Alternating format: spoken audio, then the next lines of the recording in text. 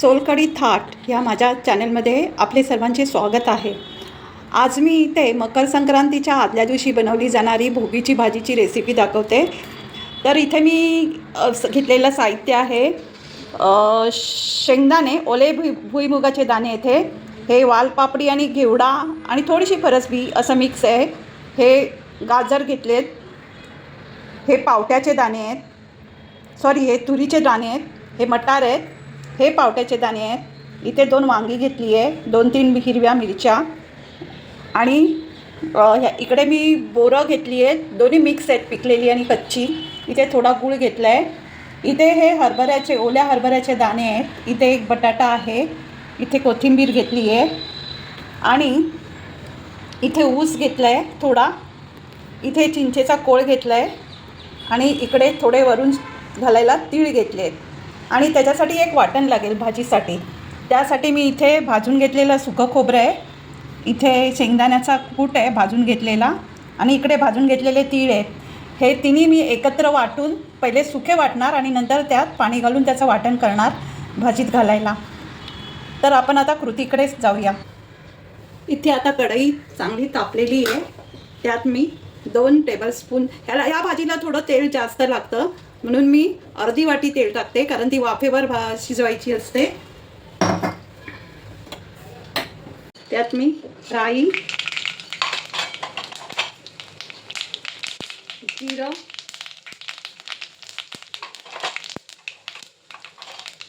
हिंग,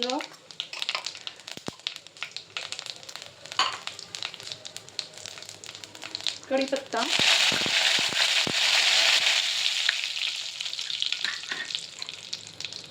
थोडीशी हळद। आता मी यात सगळे दाणे टाकून घेते, पावट्याचे दाणे, हरभऱ्याचे दाणे, तुरीचे दाणे, बोरं, मटार, शेंगदाणे, ऊस पण टाकून घेते। आता हे सगळं व्यवस्थित परतून घेते।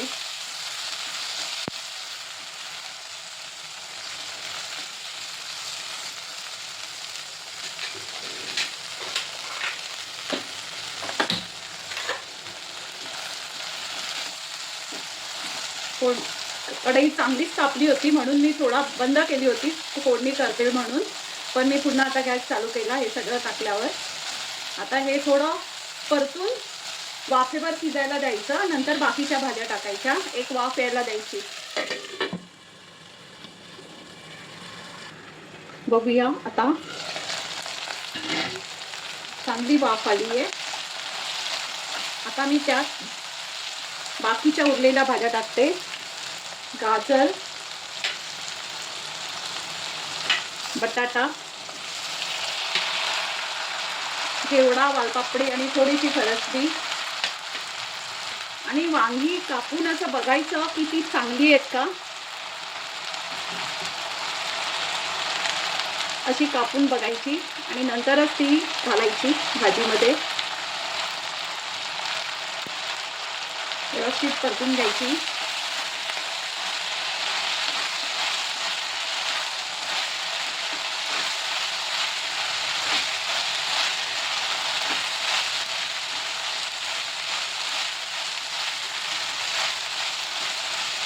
आता थोडी पुन्हा वाफेवर शिजू द्यावी। बघूया भाज्या आता शिजत आले। आता त्यामध्ये मी थोडं वाटण टाकते, जे खोबरं, शेंगदाणे आणि तीळ हे वाटून घेतलेलं वाटण मी यात आता टाकते।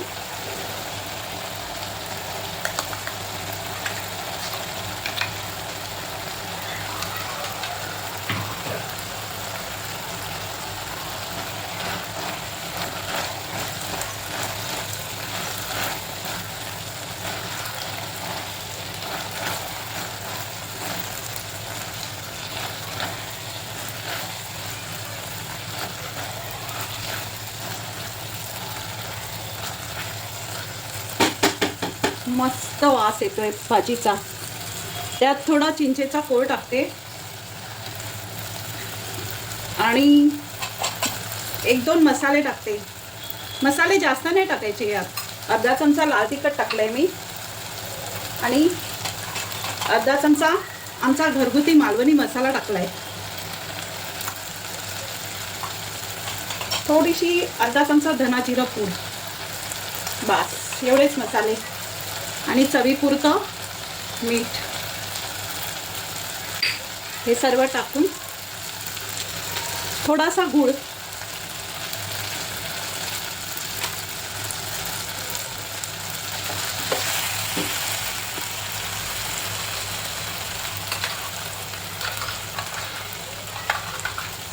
वाटण्याच्या भांड्यात थोडं पाणी टाकून ते मी ॲड करते. हे चांगलं ढवळून घेते.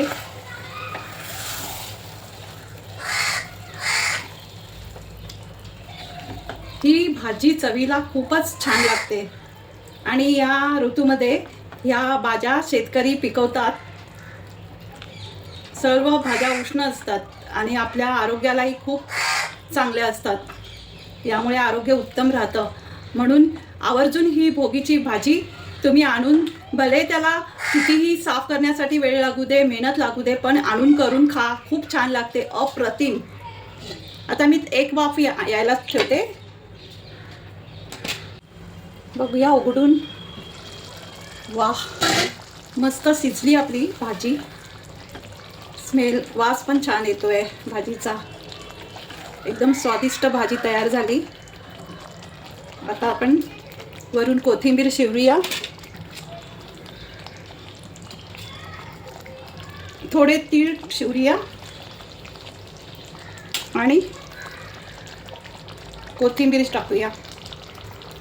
गॅस बंद करते आणि तुम्हाला सर्विंग प्लेटमध्ये काढून दाखवते भाजी. तर आपली भोगीची भाजी खाण्यासाठी रेडी आहे. तुम्हाला पण माझी ही रेसिपी आवडली असेल तर मला लाईक करा, माझ्या चॅनलला सबस्क्राईब करा आणि तुमच्या कमेंट बॉक्समध्ये लिहा. थँक्यू.